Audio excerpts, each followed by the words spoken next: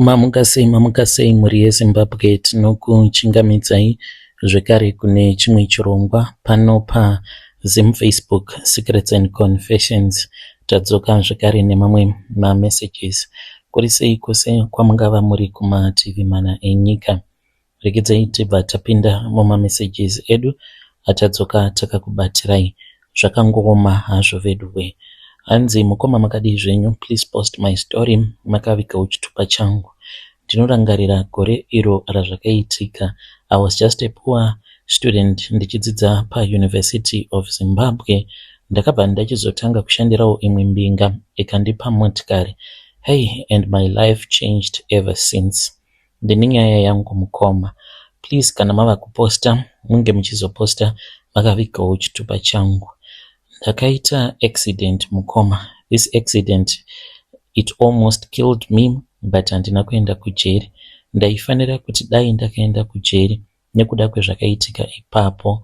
That is the part that I don't even understand, kuti asi ndakapabuda sei pandainge ndichifanira kuti ndinge ndichienda kujeri. Zvakaitika ndakajamba robot mukoma, pakaitika chaos chaiyo, vanhu vakakuvara ende pakafiwa, but I walked free.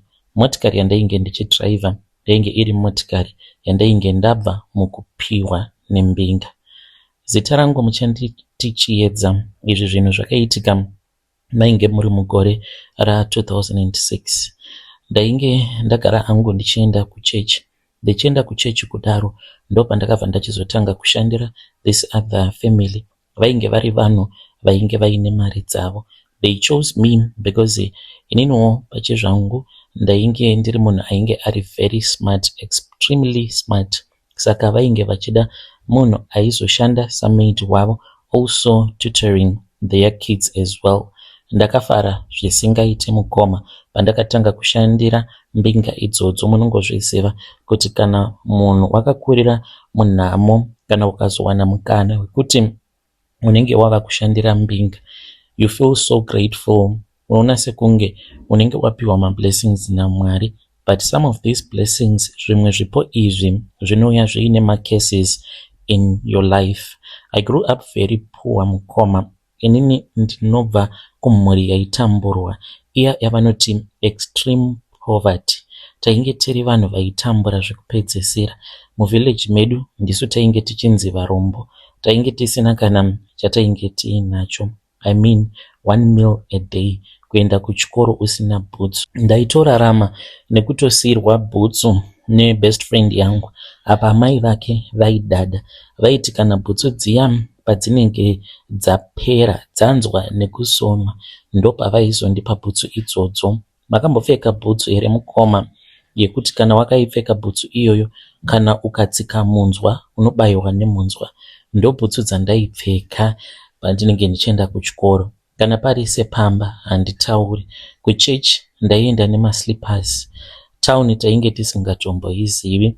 Ndakazototanga kutozivawo Harare mushure mekunge ndapasa ndava kudzidza paUZ. Amai vangu vaingoitawo zvekungotengesa kuGrowth Point. Baba vangu vakashaika apo patainge tichiri vana vadiki. Baba vangu zvinonzi vainge vaine mombe dzakawanda.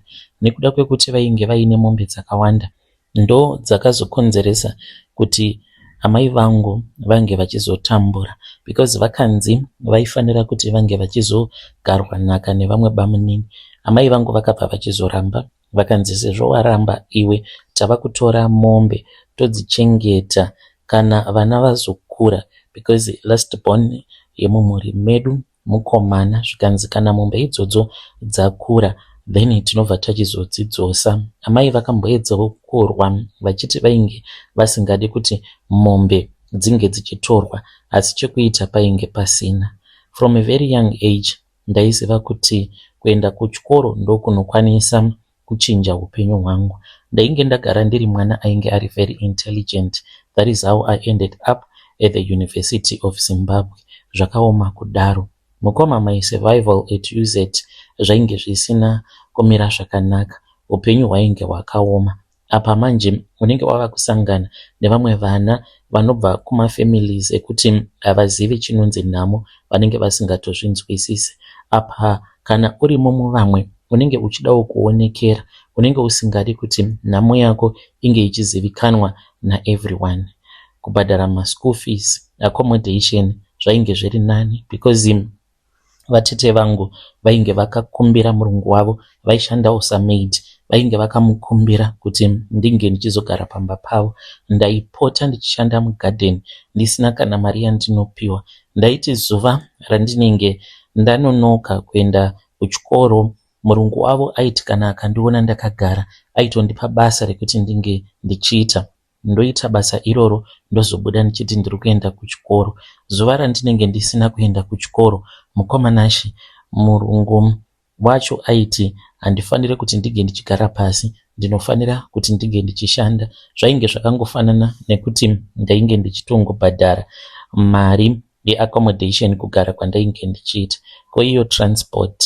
Saka takabva tachizotanga kuenda kuchechi, even though pandainge ndiri kumusha tainge tagara edu tichienda kuchechi ikoko, but ndakamboramwa nekuda kwezvainge zvakamboitika mushure mekunge ndamanikidzwa nevamwe elder vekuchechi vava kuda kundiita mukadzi wavo wenumber 2. It was a very painful situation. Saka takatomboramba kuenda kuchechi, inini nemasisters angu. Mama ndivo vainge vachienda vari vega kuchechi, elder ivavo vainge vakada kutora advantage yekuti sezvo amai vangu vainge vari munhu anotambura, but ndakaona kuti ndige ndichipinda mumarriage at that young age zvaikwanisa kuzondikanganisa mune ramangwana rangu, apa ndainge ndichidawo kuti ndige ndichizochinja upenyu hwangu through education. Saka pandakauya muHarare ndakamboita nguva ndisingaende kuchechi, but vatete vangu vainge vachingondimanikidza kuti ndige ndichienda navo. Mukomanashi ndichienda kuchechi kudaro, one Sunday there was a miracle that happened. Pane vamwe elder vekuchechi vakandidaidza vakatanga kutaura neni, vakabva vati kwandiri vainge vasarudza ini kuti ndinge ndichizoshandira that family. Saka vanhu ivavo vavainge vachitaura nezvavo vainge vari vanhu vainge vaine mari yakawanda. Panguva yacho vainge vatori kuAmerica. Vakandiudza kuti this family they are coming back to Zimbabwe. Saka vari kuda musikana webasa anogona chirungu uye zvekare anenge achiita babysitting, tutoring as well as getting a good pay. Vakati ivo unenge uchigara pamba ipapo kana kuti unenge uchigara kwaunenge uchida kugara? I said yes mukoma before he had even finished the sentence. Mukoma ndo pandakabva ndachizoendeswa kumba kuya the following Monday. Ndasvikako it was very beautiful kuBorodale.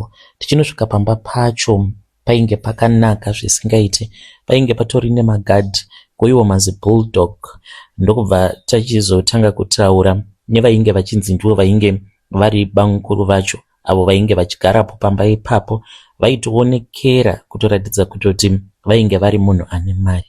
Later on I learned kuti ava vanhu vandainge ndava kuzoshandira taingovaziva zvedu tichingovarirutsa, but vainge vatori munhu ainge achitoita zvepolitics, but vasiri zvavo mupolitics in public, but vanhu vaya vanenge vangori kubackground vainge vachitozivana nevanhu vakuru. Izvi ndakazozviziva nekufamba kwenguva pandainge ndava kuvashandira. Paitosvika vamwe vanhu vatinotoziva tose pano nemazita avo vanoita zvepolitics vaitouya pamba ipapo. Dzimwe nguva ndichitotumwa kumaoffices vamwe vanhu vakuru ndiine madocuments andinenge ndanzi ndinge ndichiendesa.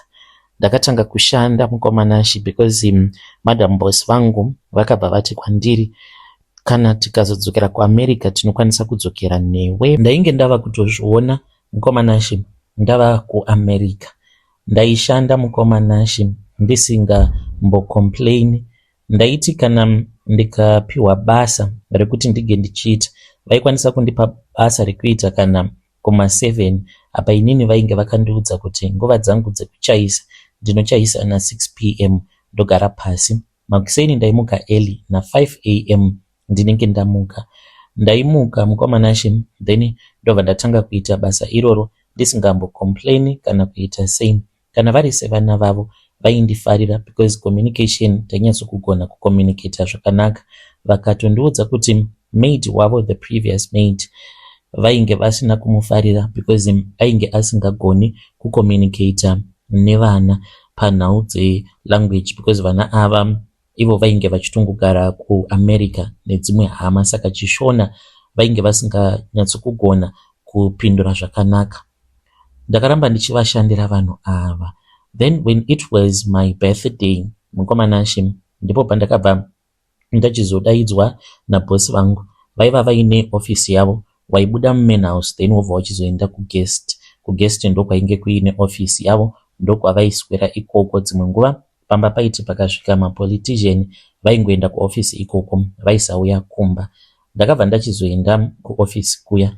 Ndaenda kuofisi mukoma, vakangonditi you are doing very well and we have decided to bless you to make your life easy. Saka ndakafungidzira kuti maybe yainge iri mari yavainge vachida kundipa, but I was wrong. Mupfungwa dzangu handina kumbogara ndakafungidzira kuti vainge vachazondipa motikari. Ndakapiwa motikari muna 2006 pabirthday rangu. Motikari yavakanditengera, it was not a small car, yainge isiri second hand, brand new mukoma. Masitsi ayo ainge achitori nemaplastics aya anoratidza kuti motikari is still brand new. Motikari iyi yainge iri black Mercedes Benz S-Class, dziya dzekureba dziya. Mukoma imotikari dzekuti makore acho iwawo dzaitofamba nemaministers. Motikari idzo dzaifamba even nemaCEO emakampani. Pandakaona motikari iyoyo ndakaita sekunge ndichafenda, because I never even thought kuti kana vainge vachazonditengera motikari, vaizonditengera motikari yakakura kudaro. Ndakati ndini here, ndichagona here kuidriver motikari yakadai. Ndaiti kana ndichidriver motikari iyoyo, pandaizoti kana ndasvika kana kuri kunzi kune kwandinenge ndatumwa, pandaizoburuka mumotikari vachitarisa kamusikana kacho kanenge kachiburuka mumotikari, vaitoshamisika. Vanhu vazhinji vainge vava kutofungidzira kuti maybe ndiri mwana wapresident kana kuti mwana waminister, because motikari iyoyo yainge yakanaka mukoma. Vamwe vaitofungidzira kuti ndinoshanda mugovernment kana kuti muCIO. But the strange part yainge isiri motikari, asi kupiwa kwandakaitwa makey apo pavakandipa chipo ichocho as my birthday gift. Motikari yainge isina makey, apa hwainge huri usiku. Ndakafamba ndichibva kumain house ndichienda kuguest house, waitofamba about 2 minutes or so, because kwatainge tichigara kumayard, and mayard acho ainge akakura. Waitofamba uri mudriveway uchidzika uchienda kuguest house. Mukoma ndakati ndichifamba ndakaona gudo rainge riri mumuti. Gudo iri mukoma rakatanga kunditevera, rainge richijamba kubva mune umwe muti richienda zvekare mune umwe muti richinditevera kusvika ndasvika kuoffice kwaboss. Door mukoma rainge rakavhurika. Pandakada kuti ndige ndichibatidza light harina kuda kubaka. Sezvo kwainge kuine mwedzi muchena, ndakangopinda ini, but feeling yandakangonzwa so ndakaita sekunge ndichafenda. Ndirimo imomo pandakati ndichitsvaka makey, ndainge ndiine kafoni kangu kandainge ndiinako, ndakakalaita ndichitsvaka makey. Light rakangokaruka raita on riri rega mukomanashe. Ndokubva ndaona kuti makey ainge ari muhari, but for a split second ndakaona sekunge hari iyoyo yainge yakazara neropa mukati. Ndakatora makey then ndokubva ndachizodzokera kwainge kuine vanhu. It was just a small party, a small birthday party that they were doing for me. And chakandinetsa mukomanashi, ndakange ndavaudza kuti ndainge ndichida kudaidza vatete vangu so that she will be there for the party, but vakanditi this was like a special occasion for me. Saka amai vangu vainge vasingatozvizivi. I was a little bit stressed because painge pasina kana hama yangu yepedyo kana mafriends angu, painge patori nevanhu vakuru mukomanashi vainge varipo. Saka ndakadzokera ndikabva ndachizonopa madam boss makey, ndokubva tabuda tiri two. She was the one that was driving, vachiti chiedza you are very lucky. Kutengerwa motikari at such a young age, you are very lucky and you are going to go places, young girl, ndichitofara. But deep inside, handizivi kuti why I was not feeling happy. Ndainge ndisina happiness iya yekuti ndatengerwa motikari. I was scared. Motikari yandainge ndatengerwa, it was too much big for me. Dai vainge vakanditengera kamotikari kadiki kezera rangu, ndaikwanisa kuti, but it was just too big for me. Saka ndakabva ndachizoudzwa kuti motikari iyoyo yainge isiri motikari yekuti ndaizofamba ndichiita show off nayo. That was it. Ndo zvavakangotaura. Zuva ndakati ndichibuda, ivowo vainge vachibuda, vakabva varidza bhero, ndikamira, vakadhiraivha vakaswedera padhuze neni vakati, chiedza, motikari iyi yatakakutengera, it is not for show off. Handiti ndakakuona mamhanyiro aunoita. That was it. Hapana zvimwe zvekare zvavakazondiudza. Mukomana Ashe ndainge ndava munhu ainge ava kuremekedzwa. Apa I was just a mate. Apa ndichifamba nezibhenzi rakadaro. Even to focus on my education, ndainge ndava kutozviona sekunge ndainge ndava mwana wepamba ipapo, sezvo vainge vakandiudza kuti ndainge ndichazogadzirirwa mapepa. Ndobva ndaenda kuAmerica, ndinenge ndingori babysitter wavo kuAmerica ikoko. Ndikati izvi zvechikoro ndinozozviona kana ndava kuAmerica. Ndainge ndava kusatoenda kuchikoro kwacho. The day when it happened, ndainge ndakaneta. Before this accident had happened, mukoma, ndaingonzwa kuti ndakaneta, fatigue, and I had loss of appetite. Chimwe zvekare chainge chava kuitika kwandiri, ndaiti kana ndakarara, ndaitoona muspe bedroom mandainge ndichirara maitopinda munhu. Munhu uyo aiti kana apindamo mubedroom imomo aitorara neni.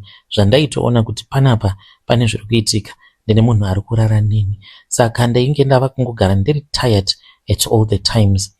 Ndainge ndakarara musi iwoyo pazvakaitika, ndokubva ndachizomutswa namadam boss vangu. Kune kwavakandituma vakati ndaifanira kuti ndige ndichienda kuflea market yebest friend yavo uyo ainge achivakwereta mari. But ndakati ndichipinda mumotikari, ndakaona pamusoro paya steering wheel padashboard painge paine kahari kainge karipo. Kahari aka ndakati ndichida kunokabata kakangodisappear. Sezvo ndainge ndava munhu ainge ava kusanzwisisa kuti chii chainge chichiitika kwaari, ndakangofungidzira kuti maybe ainge ari mahallucinations au ndainge ndichiona everything was not real. Ndokubva ndatanga kudrive, but ipapo ndaitonzwa light-headedness ndichiti kana ndadzoka then I will continue sleeping, maybe ndinozomuka ndava bomb. So I started driving. Apa speed ka ndaifarira speed. Apa it was an automatic. Ndainakidzwa nekutongomhanya at all the times. Ndakangokaruka mukomana Ashe, ndatongojamba robot. Ndakariona rainge richiri green. Saka motikari yangu ndainge ndichiitemba because ndaiziva kuti inomhanya ende yaimhanya zvisingaiti. Ndakabva ndatanga kumhanya paya ndichida kubhita robot. Rakabva rachizoti red, richingonoti red mukomana Ashe, motikari dzikatotanga kutocrossa, but izvi zvakaitika very fast. Ndakangonzwa noise, ndikangonzwa rimwe zisound, handizivi kuti chii chakazoitika after that. Pandakamuka ndakabva ndachizoona kuti ndainge ndiri muchipatara. I was at a private hospital. Vakauya mapurisa, vakauya vakataura neni, hamene zvavakangotaura, but vakangoti vachingobuda kwakabva kwauya umwe airatidza kuti ainge atori nenyembe kupolisi ikoko. Akauya kwandiri akati kana pakazosvika mapurisa zvekare usataura zvakawanda, because before that asati auya murume iyeye mapurisa akauya vainge vandibvunza kuti chii chainge chaitika. Saka ndakavaudza kuti ndakaona robot riri green, ndikati ndichida kucrossa ndokubva raita red, ndokubva ndachizoita accident. What happened after I do not remember. Saka akanditi ndainge ndisingafanire kuti ndinge ndichizotaura nemapurisa. Ndaingovaudza kuti boss vangu ndivo vavanofanira kuti vange vachitaura navo because ndiye muridzi wemotikari. Chakandinetsa mukoma ndechekuti amai vangu vakazoudzwa 2 weeks after ndabva kuita accident ndo pavakaudzwa kuti ndo zvainge zvaitika. Vakazotiudzwa tichiti mangwana tiri kuenda kucourt. Ndakati ndichibva kuchipatara ndikanzi ndige ndichizorora, of course ndainge ndakuvara but not too much. Then ndokubva tachizonzi kwainge kuine court date rainge rakatosetwa. We were supposed to go there. Tiri mukoti mukoma, I just felt kuti everything was just fake. Kutaura chokwadi, everything was just fake. Pakangoita sekunge icourt yakangoitirwawo kungoti avo vainge vaine hama dzavo dzakafira muaccident vange vachingoti akaendeswa kucourt, because ndakanzi ndainge ndisina mhosva. Motikari iyo yandakanodhuma nechipadumbu payo, motikari iyoyo mukomana chidriver ndiye akapiwa mhosva. Handizivi kana achiri mupenyu or not, because haana kufa asi akakuvara. By then mukomanache ipapo ainge atori muwheelchair. Ininiwo ndainge ndakakuvara but not too much. Pane dzaingoitika dzaingotambika pamba, pachingosvika mapurisa, pachingosvika malawyer akasiyana siyana. Nyaya iyoyo hakuna kana kwayakazoenda. Ndakavhunduka judge pavakandikumbira ruregerero vakati you are free. Saka driver ainge aine kamotikari kake uyo aiita zvemushikashika ndiye akanzi ainge aine mhosva, because motikari yake yaitendedzwa kungotakura vanhu 4 including the driver ari wechi5. Apa mainge muine vanhu kuda vaisvika kuma9. Saka motikari umu makazofa vanhu 2. Makafa umwe mukadzi ainge aine pamuviri nekamwe kamwana kakafa zvekare. Amai vacho havana kufa. Saka ipapo ndakavhunduka kuti ndo zvainge zvaitika kuti ndatouraya vanhu. That very same week I was told kuti I was going to be leaving the country, nekuti vainge vasingadi kuti ndirambe ndichingotaura nemapurisa, because pane mamwe maCID ainditaimira. Ndaiti kana ndikabuda pandinenge ndava kunzwa kuti ndikuda kumbofamba ndinge ndichimbotwasanudza makumbo angu, ndaingoti ngobuda gate ndaibva ndatongoona vamwe varume vanenge vaine masuits eblack vaibva vatongosvika pandiri vototanga kutotaura neni, chiedza uri sei, wava sei, kochi chakaitika pakaitika accident. Saka vakanditi you are no longer safe muZimbabwe. Mama vangu vakanotorwa zviya zvekutongoti kwakangotumwa driver akatongonovatora. Mama vangu vakatonotorwa kumunda because I was supposed to come to the UK. Mama vangu vainge varipo pandakaenda kuairport, then I came to the UK. Life ikatongo continue like that, but zvakaitika ipapo handizvikanganwe to this very day. Ndine dzimwe nguva dzekuti ndinotadza kurara, even though I'm very safe. Ndakazotororwawo nemurume wangu kunoko tikatoita vana vedu, but ndine nguva dzekuti handirari. And then munzeve dzangu ndinenge ndichinzwa siren yeambulance, ndichita sekunge ndinenge ndiri muambulance, ambulance ichiridza siren. Motikari ndinogara ndichingoirota nguva dzose.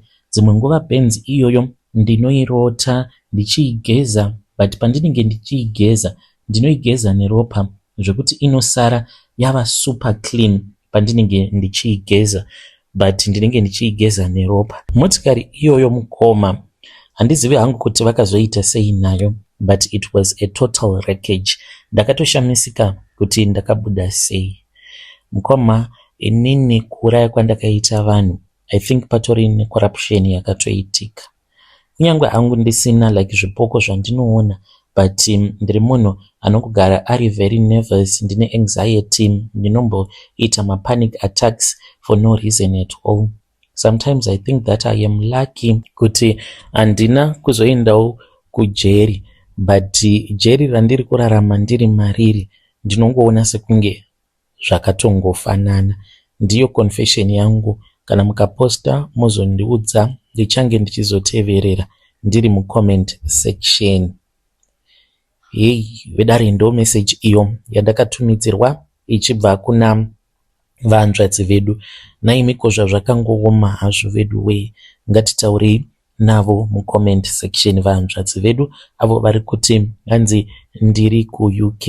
Izvi ndo zvakaitika kwavari pakaipa. Pamwe makatoshandiswa kuchekeresa vanhu ivavo. Hanzi umwe mukadzi wacho akafira mumotikari ainge aine nhumbu mahwani zvakaoma. Asi ngatitaurei navo mucomment section kana uinewo chawakambopiwa after that pakazoitika zvakaitika. Please bring those stories tinge tichizodzishare nyaya idzodzo panapa paplatform pedu. Rekedzai tibva taenda panyedu inotevera. Nyedu inotevera yakamira sekudaiso. Hanzi makadi zvenyu mukoma, please post my story makavika chitupa changu. Ininiwo ndiri murume uye zvekare ndine makore 53 years kuberekwa. Kumhuri kwedu ndini second born uye zvekare ndini ndakabudirira. Asi chinondirwadza manje ndechekuti amai vakasiya vandiudza kuti kana uchida kufa nenhamo batsira vaning'ina nemukoma wako. Saka upfumi hwangu ndehwangu inini nevana vangu. Last year mukoma ndakakumbirwa nehanzvadzi yangu echiti ainge achida kuti ndinge ndichimubatsira nemari yekuti ange achikwanisa kuzopa mwana aifanira kuti ange achinobhadhara registration fee. But nekuda kwemhiko ndakangoti mari handina, asi mari ndainge nditori nayo muaccount yaitosvika kuma 400 something thousand rands, iyo yandakazoshandisa kutenga imwe equipment yekubasa kwangu because ndinoita zvematenda.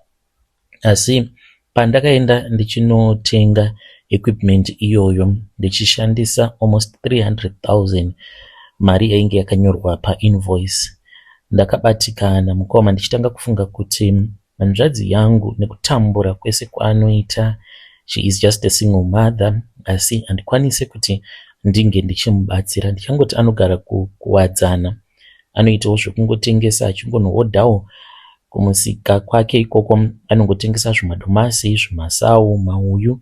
Pane pamwe patakamboenda kumusha ndakaita sekunge ndichayeredza misodzi.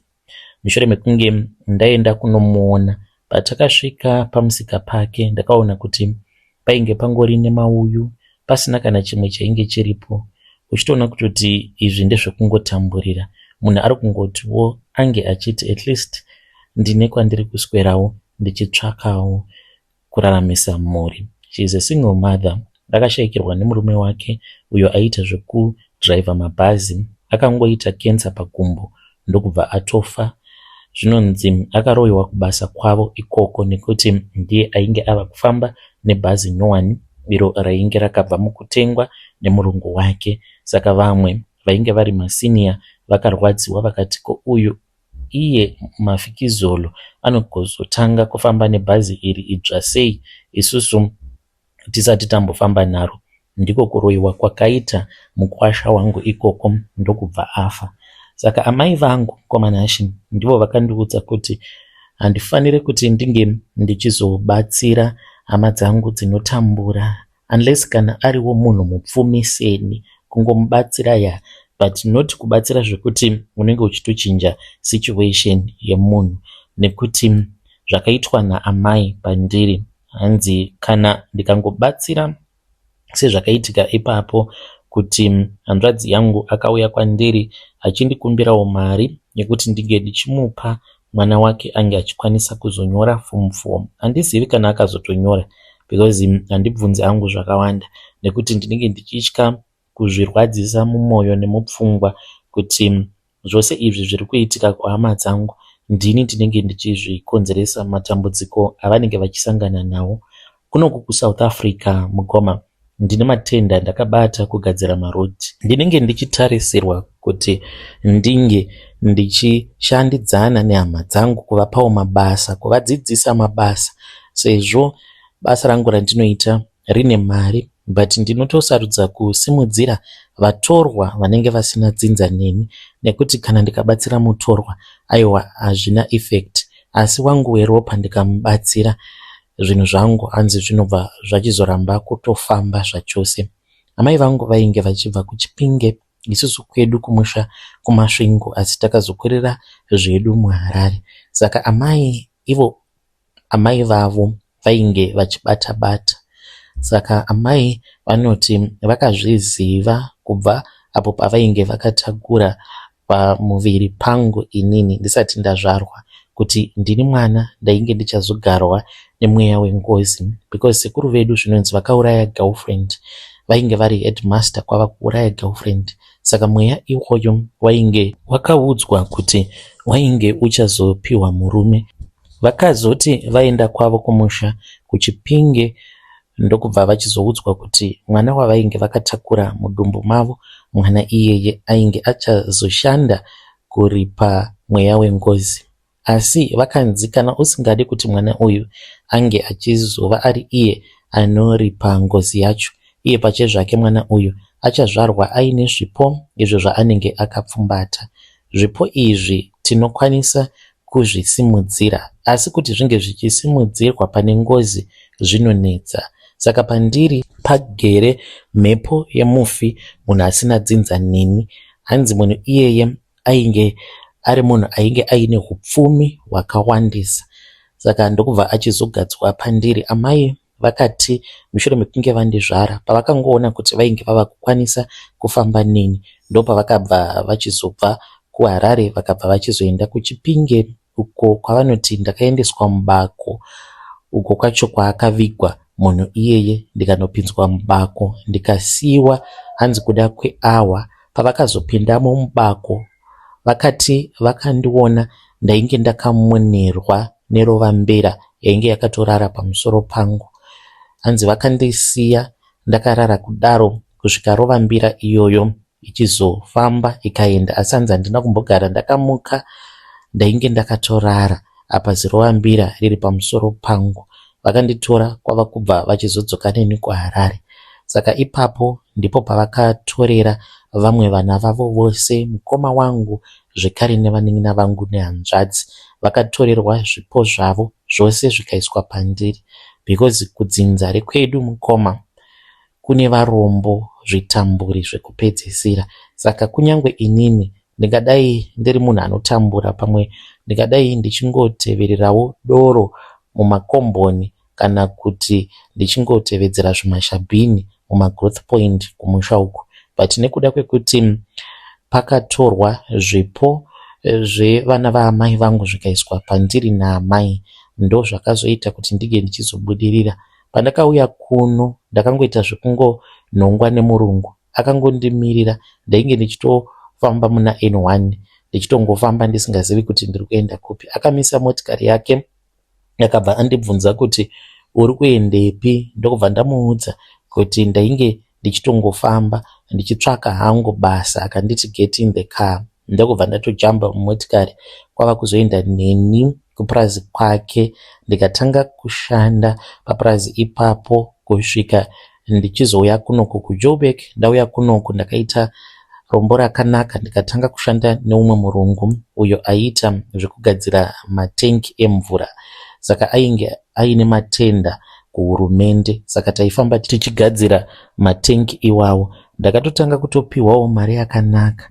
Saka ndainge ndiine system yekupota ndichitumidzira chikafu. Ndaiti kana ndikatenga chikafu ndaitenga makatoni. Ndainge ndava kutozivikanwa kumabhazi kuti kuno umwe murume anoti kana ava kuda kutumidzira zvinhu kumusha anotumidzira zvechokwadi. Vaitofungidzira vazhinji kuti ndainge ndiine supermarket kumusha, but ndaiti kana ndatumidzira kudaro, amai vangu vaisaudza vana sisi nana mukoma kuti ndinenge ndatumidzira chikafu kumusha, vaingochiendesa kwavo kuChipinge. Saka one day ndakazonetsana navo, saka ndainge ndisati ndanyanya kuziva zvainge zviri too deep about mhepo dzavakagadza pandiri idzo dzinondipa lucky.